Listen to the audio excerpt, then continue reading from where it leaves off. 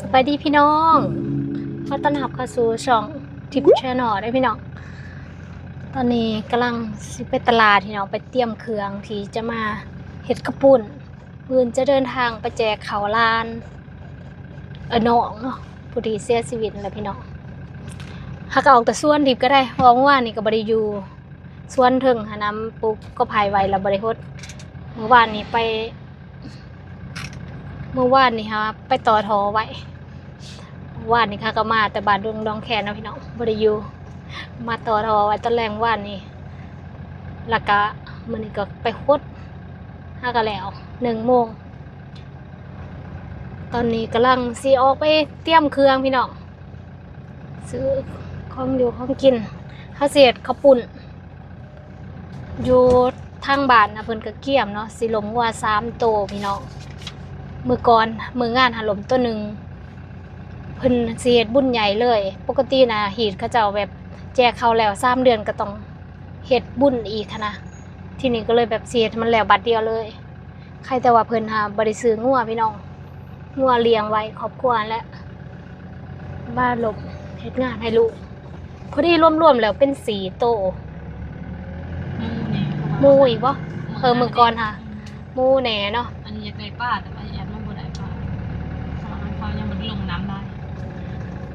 เฮาสิเฮ็ดข้าวปุ้นไปเสริมพี่น้องข้าวปุ้นก็สิเอาปลาในน้องนั่นแหละเอาปลาดุกที่เลี้ยงไว้ค่ะมาเฮ็ดนั่นนะน้ำข้าวปุ้น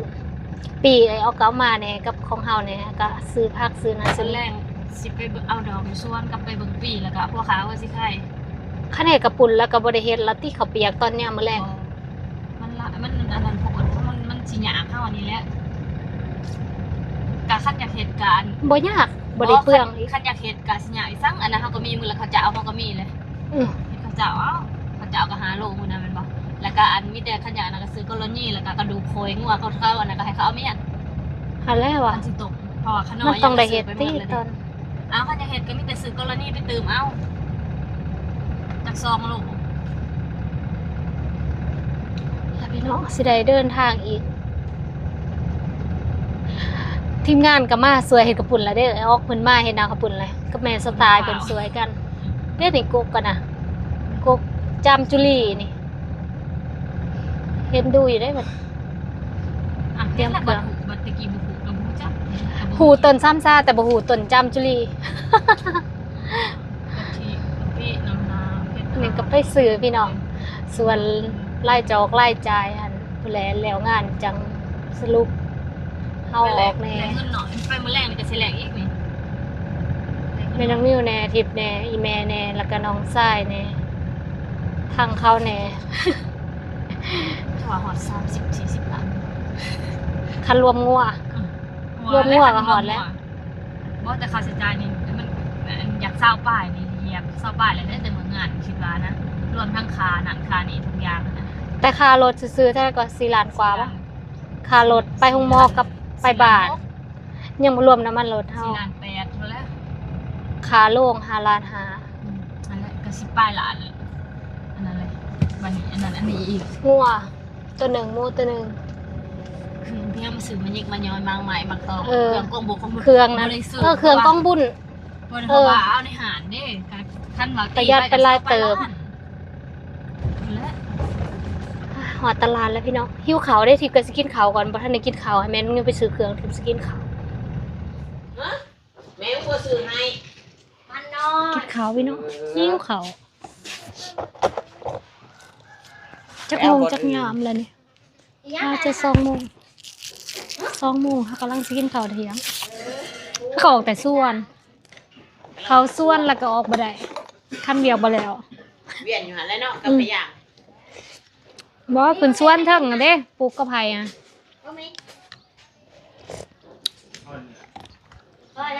ไอ้ส้มขยันก็พอขึ้นนะดิเขาให้3 หน่วยเผ็ดก็บ่อยากให้ลายเอาไปให้กินลายเอาไปกินลายกินมื้อนั้นก็พอ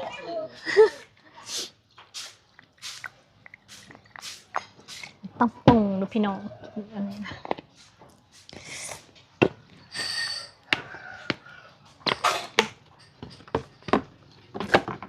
สุดหั่นไผสุด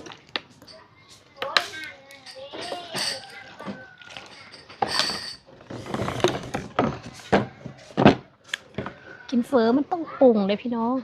อันนี้ข้าวเปียกเนาะข้าวเปียกกล้วยจับเยือนของโปรดที่ชอบกินเมื่อวานก็มากินอยู่นี่เมื่อวานมาแต่บุญดงน้องแคนพี่น้องแล้วก็หิวนอนแล้วก็นอนตื่นมาแล้วก็มากินข้าวอยู่นี่มาสนหอนๆแล้วก็ซื้อมามีเมื่อไหวมากินมีเด้กินต้มเส้นหอนๆเพราะว่าไปนอนอยู่หันบ่ได้นอนเลยมันหนาวคันอย่างในนอนแท้ๆนะจะประมาณ1 ชั่วโมง2 ชั่วโมงนี่แหละก็หันบ่ได้รับเลยจน3 โมงยังบ่ได้นอน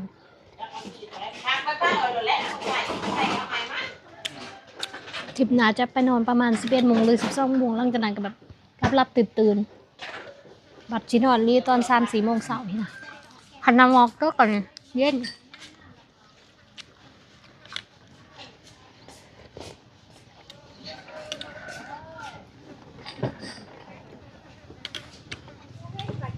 เครื่องตัวใดที่ว่ามันมีอยู่ห้านแม่บ่ได้ซื้อพี่น้องเอาแต่ห้านนี้มาเลยบ่จะเป็นหมากเพชรแป้งนัวกองอันนี้เอาไปใส่ยังอันนี้เด้อว่าตัวใหญ่หรือตัวน้อยบ่ล่ะว่าตัวใหญ่นะชุดเหรอวะตัวนี้บ่ใหญ่แล้วเด้อันนี้เจ้าเซียนใช่ไหมเอาไปใส่ข้าวปุ้นฮะอันไหนแพกเอาแพกที่เรื่องเด้ตลาดเมืองซนตอนนี้เพิ่นสิคันย้ายใหม่ได้พี่น้องกำลังเฮ็ดอยู่บ่นั้นบอกให้อันทีมงานจองไว้ให้อยู่หลอกหนึ่งมันขายยังอีนี่จองให้เด้อหลอกหนึ่งค่ะอยู่ขายยังก็ล่ะขายพักกูปลูกมา2 ปีแล้วก็ยังไม่ได้ขายอยู่เพื่อนแจกเขาได้สั่งเด้ยายนี่ค่ะยามบ่มีบุญแล้วก็มานั่งตลาดนี่เด้ ได้จักหลานมื้อนั้นตัวนางงามคุกกับบริมาโคตรเป็นวันเนาะเอาเฮาสิทาทายคอนเทนต์ตอนเสาร์เด้พาค่อยมาตัวไปหมดเลยว่า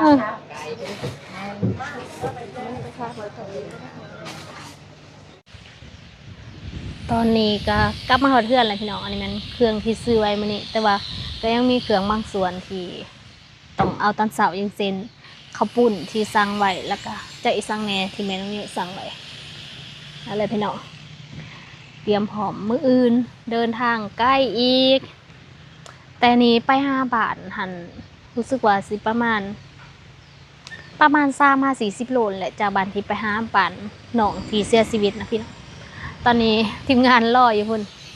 มาทาเฮ็ดน้ำข้าวปุ้นเอาตัวได้แหน่พอผักบัวเทียมผักเทียมสิบกเต้เอามาแล้วบ่ผักบัวผักเทียมเนี่ยคือว่าเฮ็ดนี่แม่ปอกแล้วแล้วจะปอกค่ะเราปอกค่ะเราเอาลงเราเอาใส่นี่แล้วบ่อะไรเดี๋ยวนี่อยู่พี่มักพริกกระแมนบ่ลงมาอันนี้เด้นี่แมนกำลังซื้อไปเบิ่งถ่ายเอาป้าเมื่อบ่ดอกเคยเจ้าดิเป็นไงไม่เอาบ่ได้ก็ซะทีมก็ได้น้ำเลยล่ะเมื่อบ่เมื่อน้ำมืดน้ำซาเอาเมื่อเลยบ่น้ำยังอยู่เอาเมื่อแล้วป้าฮะ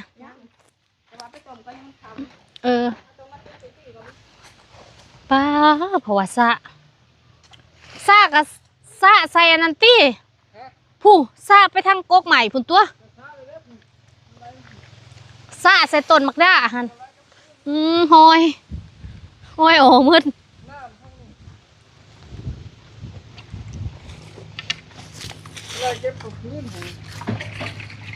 เป็นยังมันเอาบ่ได้เพราะจังบ่ได้ซะนั่นหวานแล้วมันบ่ได้ง่ายเซนโตยังจับบ่ได้นี่ใส่ข้างในกันด้วย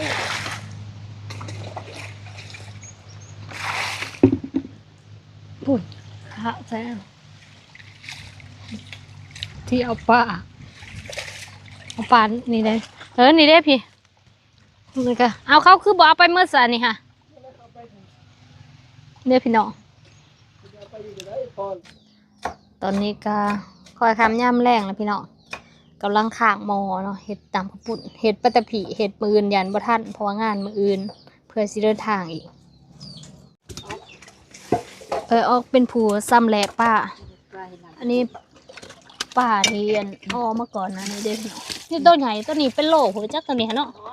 บ่หอดบ่ บ่เขาติดลงได้นี่แต่6 โลได้ 6 โลบ่ 6 โล จะ6 โล ปีหนึ่งป้าปีหนึ่งใหญ่เลี้ยงใหญ่ก็มันซ้ำแต่นี่เนาะ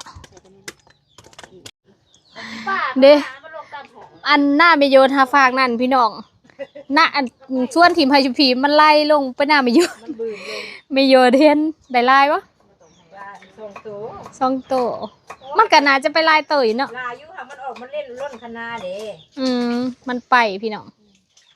ถือว่าไปแผ่พันจักสิแผ่ได้หรือบ่ โอ้บ่รอดดอกคุณไปดูวงตรงคุณต่ออีกถ้ามันลงหันตรงคือนางต่อยอย่างนี้แม่น้องดีมฮักกะมาพี่น้องฮักเห็นหนาเห็นหนวดเนาะพอดีได้ฮับนี่ เสือลงดีๆก็คนละโจร ย่อน้ำตุกบักใหญ่ ว่านี่คือโจรเนาะแห้งงามเดี๋ยวนี้ ให้อ้วนให้งามแล้วเดี๋ยวนี้เพิ่นอยู่แต่บ้านเนาะ บ้าน บัดที่สูงงานเลย ทำก็ขึ้นก็อย่าโจรเชิงค่ะโจรก็รับผิดกับอันพวกอันตราย บ่เพิ่นมาซอยเวียกเนาะเพราะว่าทีมงานก็มาครบเบิดเลยซื้อแต่ปากเซ่ผู้บ่เนี่ยตอนนั้นน้ำฮอนลวกค่ะบ่ฮักเห็นหน้าเห็นหนวดพุ่นน่ะจักไปอยู่ทางใด ช่วงนี้อยากจอยเพราะว่าอุกใจ อุกใจยังหมูเกิดลายอย่าว่าหมูเกิดลายแล้วอุกใจสินำเงินบ่ไหว บ่มีเงินซื้อห้ำหั่นติสิเป็นนี่ตู้โยนนี่ ห่วยเขาว่าอยากซื้ออยู่เมื่อกี้นี้ได้สั่น เพราะว่าบ่ขายเนาะ หมูฮักก็เกิด ปลาดุกเองบ่ ปลาดุกเอง เปื่อยแล้วบ่เนาะเปื่อยแล้ว โอ้ยมันนานเปื่อยได้ปลาดุกอันนี้ทางนี้ก็หลายขั้นตอนเติบอยู่พี่น้อง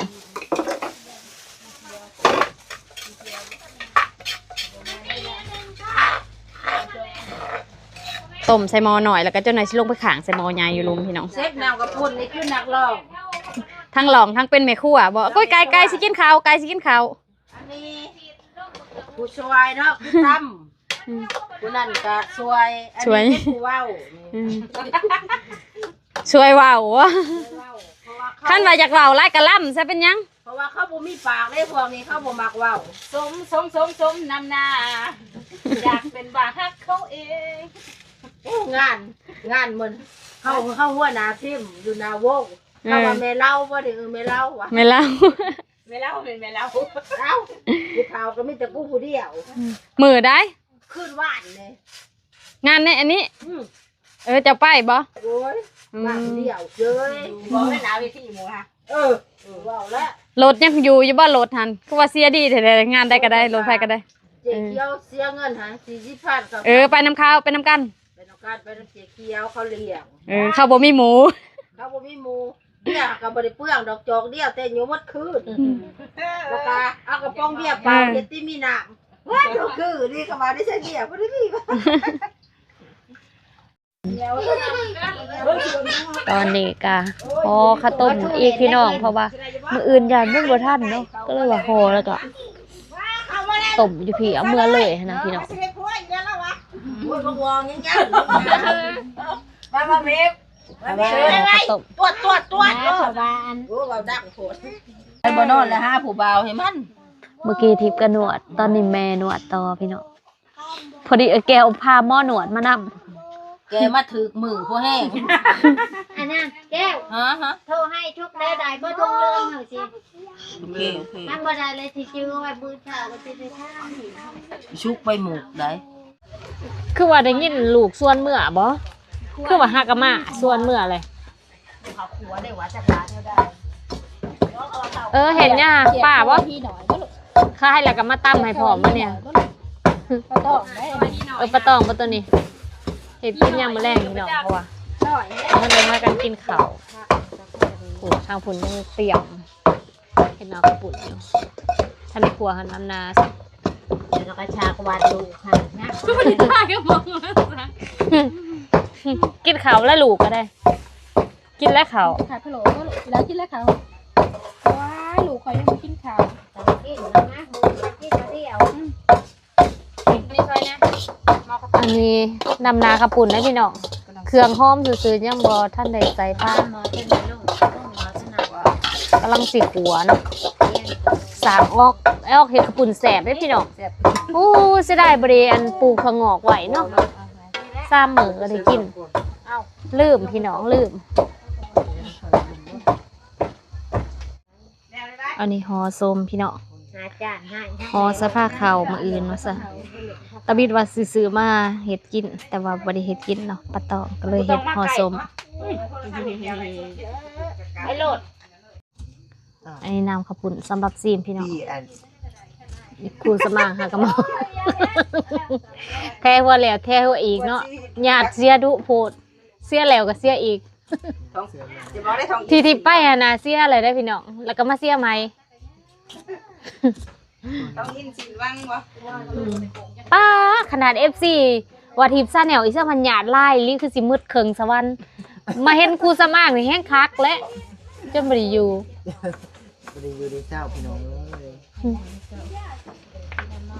บ่ได้อยู่ได้เศร้านี่เฮาสิซีมได้อพี่น้องมึงดูป้าข้าวคักอะลีเนาะอันปีกล้วยเนาะตัวซีมได้นี่เฮ็ดซีมแล้วตัวนี้ ลูกมัน มาซีมข้าวปุ้นบัดนี้พี่น้อง ลูกมันหัน ตั้ ตั้ ง ง อัน ร้า นั้น น น่ะ น่ะ ป้าตัวมืดคักอะลีบ่นี่บ่มีไฟ ได้แค่นั้นยิ่งไป เรือมง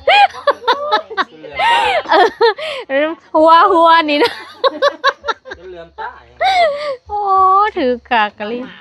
อืม มาพี่น้องเอ้ย ปีหาแดงก็ทางนี้นะใส่ถ้วยหน่อย ป้าเหงื่อนี่ เหงื่อเป็นตาแสบเลยเนาะ ว่าเหงื่อนี่คล้าย ใส่เหงื่อสลัดป่ะเนี่ย สลัดมะขัวพี่ ถ้าละหมักอันผักบงอยู่ส่วนกับท่านใหญ่ เขาก็ยังงงตัวเนี้ย มาตัวนี้ เส้นค่ะบ่ปานใด ไม่เนี้ย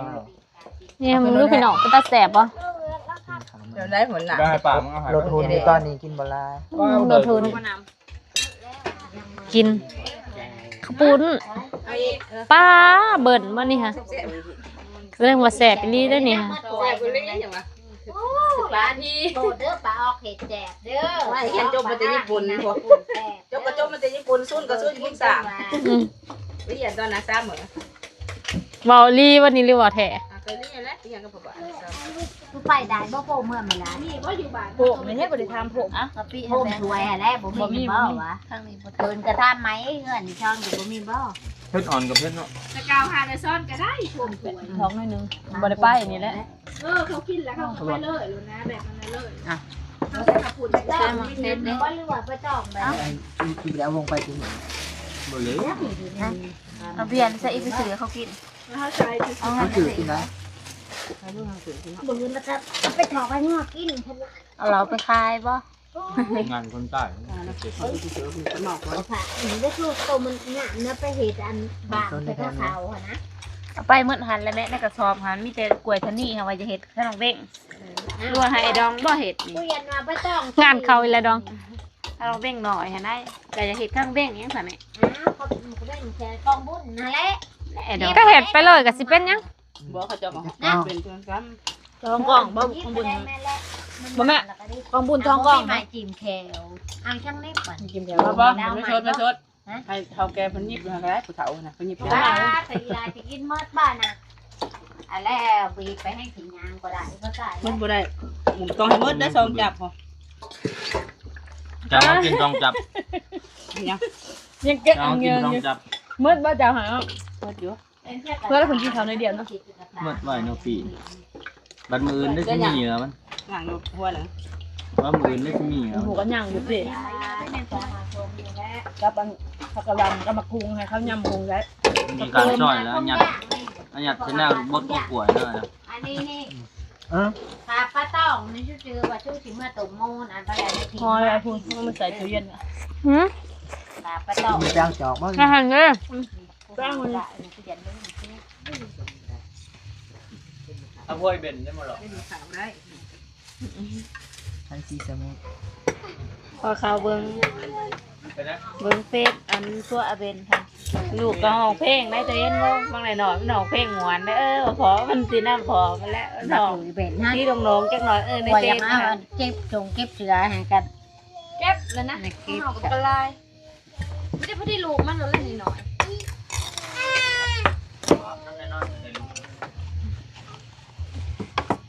บาป ลูกเช้าก็ชวนมือเฮ็ดหนังสือเลย เดี๋ยวพาไปส่งออกแล้วสิแล้ว สมาดิบสมาดีนี่ แล้วก็เอิ้นเอาไป ไปซ้อนกัน เอาได้ ก็แนวป่าว่าเฮียนบ่ได้อย่าว่าเป็นล้านทิพย์ชาแนลเด้อ ได้บ่เนื้อฮะ ไม่ใช่น้องปู่บ่ อย่าเห็นกันจะนำสิถึงน้ำข้าวปุ้นยา เจ้าสิได้อาบน้ำค่ะ พวกผู้ชายมันกระโดดก่อนนั้นได้ลุมมาได้ทั้งชาย หน่อยก็เหมือนเนาะ ถึงยับอยู่หันจักน้อยเลยค่ะ แทนที่สมัยนี้แห้งสิเฮียนได้เนาะ มาสิถือหัว ทั่วแล้วก็ในเมืองเขาเฮียนได้บ้านเฮาเฮียนบ่ได้ตะกี้ป .2 ว่าจนอ่านได้ เอา แฟ ใส่ น กระ นะ เท เค ย ยใน เขา ลุม บ่สีบ่หายังอ่านชื่อเองบ่เป็น ได้ไหมน้องนี่ฉันใช่ว่ามัดแล้ว ขึ้นปานแนวได้ มัธนากระทุกเอาไปจกบอลชูถึง ไม่นำเข้าเองโมเมนต์ว่าเป็น แล้วเข้ากับขี้ขาเขาลินโทรศัพท์ บ่มีก็เอาแต่มันบ่มีเนาะ เดี๋ยวนี้หั่นได อากูบทเรียนนี่นะเวียกบาทให้เอามาแก่บ่เข้าใจท่านอาจารย์เด้อ เขาหอดบอดถาม เขาถามว่าจะได้ฮู้บ่บุญบ้านได้อาจารย์มื้ออื่นหั่นนะ ชนชอยเด้อนำบ่เรียนเนาะเดี๋ยวนี้ แทนที่ว่าเดี๋ยวนี้มันมีโทรศัพท์มันมีอันนั้นอันนี้แฮงเก่งกว่าแต่ก่อนเนาะแต่ก่อนยังว่าเบิ่งแต่ในปึบถามแต่ในคู่ เสียงหัวอีตัวเตี้ย ทางพุ่นต้มข้าวต้มพี่น้อง มาคุณล่ะพี่ก็ อันนี้เอาไปไหวเรือไปใส่อันนั่นได้ไว้หน้าข้าวปุ้นสำหรับคลิปนี้ที่ก็สิจะไว้เพียงเท่านี้เด้อพี่น้องวันนี้เป็นมื้อเที่ยงงานนี่ยิบคันมักเป่งเจะนายก็ข้าวต้มสุกแล้วก็พักผ่อนนอนตื่นเช้ามาก็ถือว่าไปเฮ็ดบุญหาน้องเจอกันใหม่ในคลิปต่อไปเด้อพี่น้องสำหรับคลิปนี้ขอตัวลาไปก่อนสวัสดี